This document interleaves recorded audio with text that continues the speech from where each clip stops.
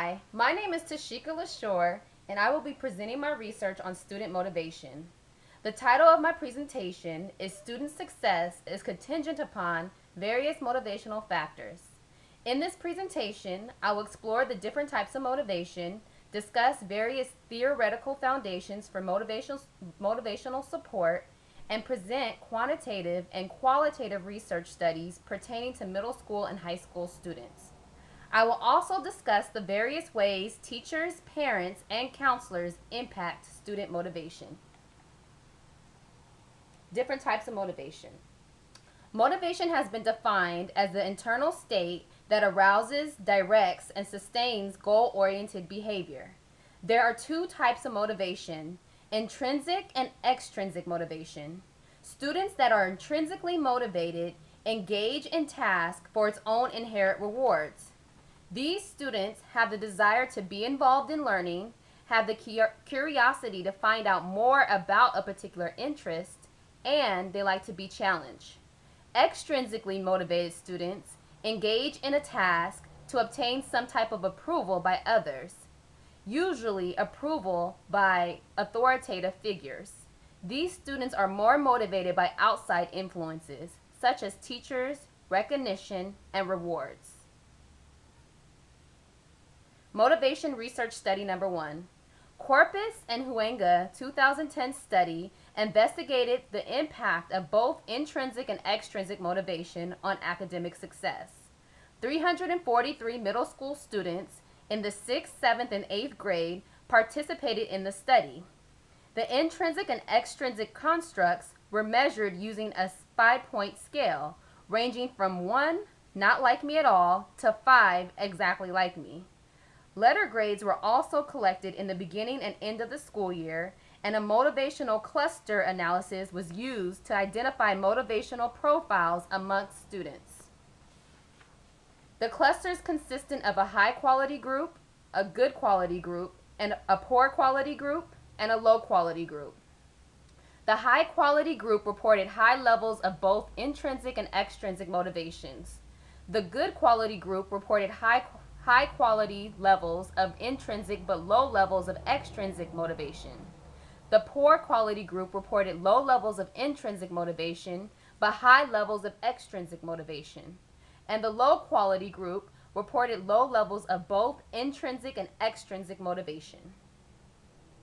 The results indicated that the good quality group, who reported high levels of intrinsic and low levels of extrinsic motivation, received higher grades than their peers in all the other groups.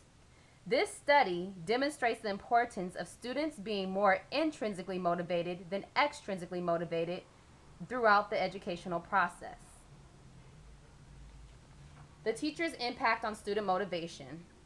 In a different study, researchers examined the relationship between students' motivation to learn math and the teacher's instructional practices.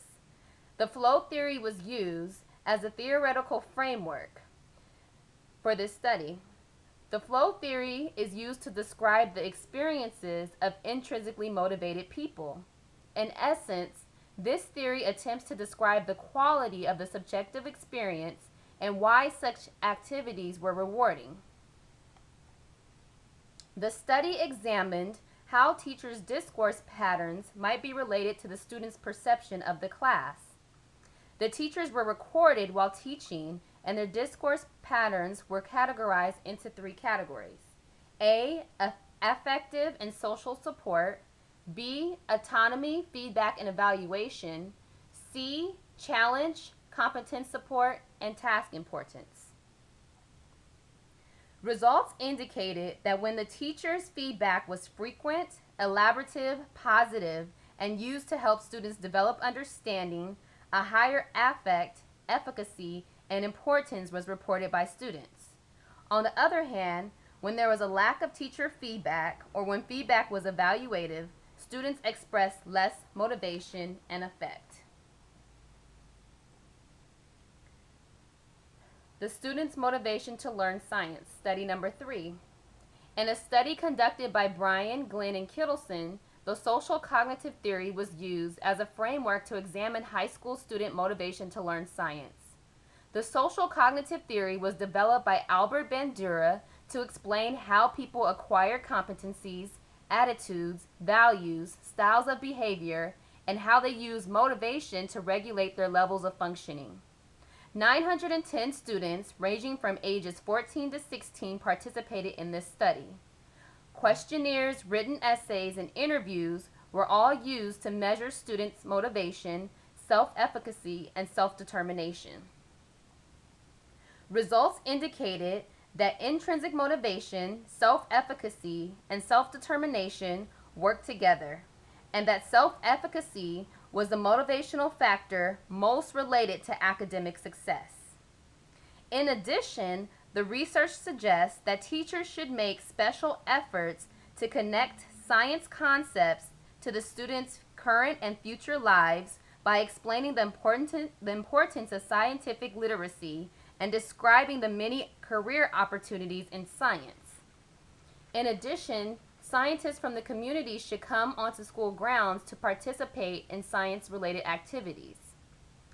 Students also reported low motivation for teachers who used excessive PowerPoints or who overloaded them with information. Psychologist Carl Rogers.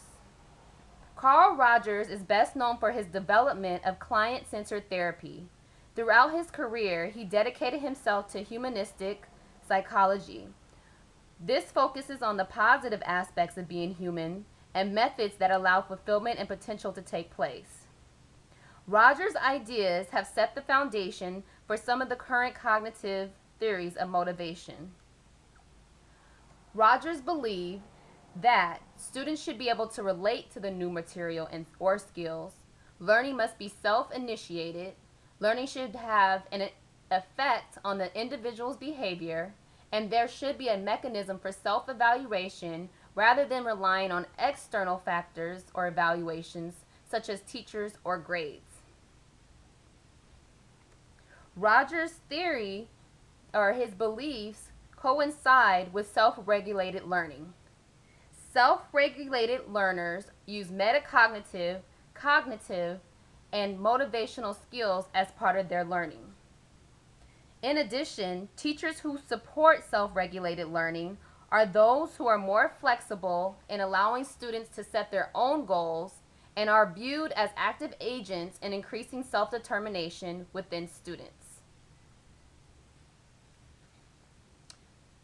The counselor's role in student motivation.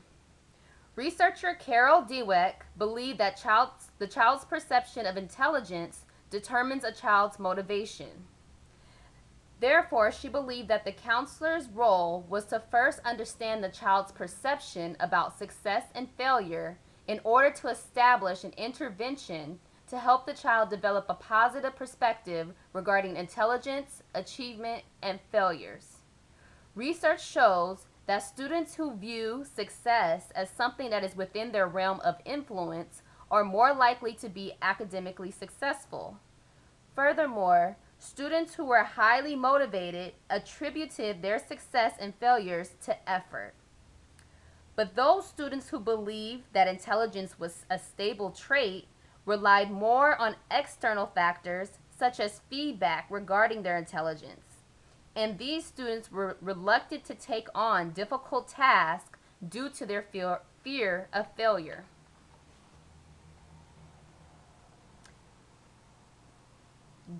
D.C. Lynch and Ryan examined autonomy-driven counseling practices as a means to motivate clients to change.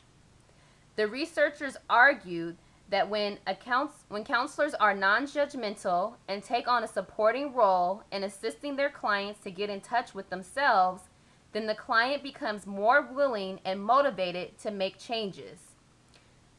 These clients will make the necessary changes that will contribute to their overall success.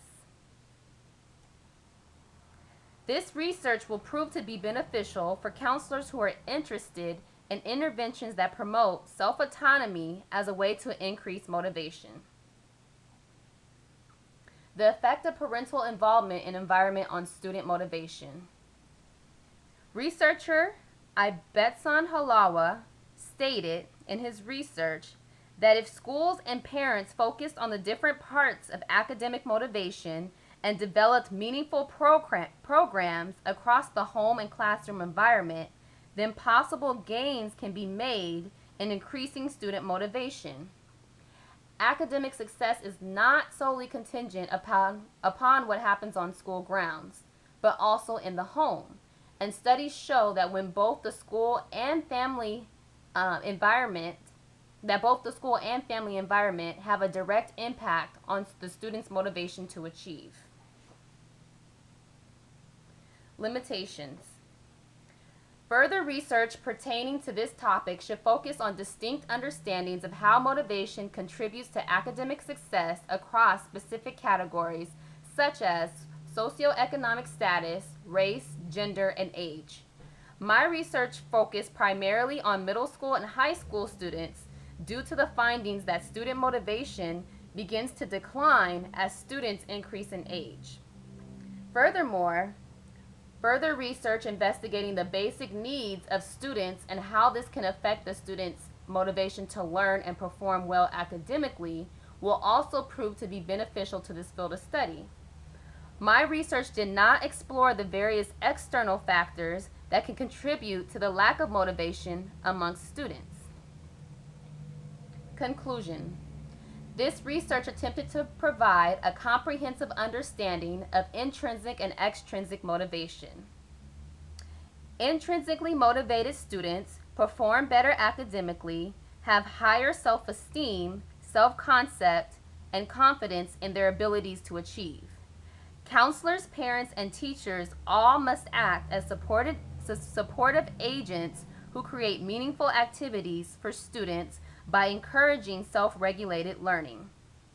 In conclusion, this research brought to light the various motivational factors needed to increase student learning and overall academic success. Thank you.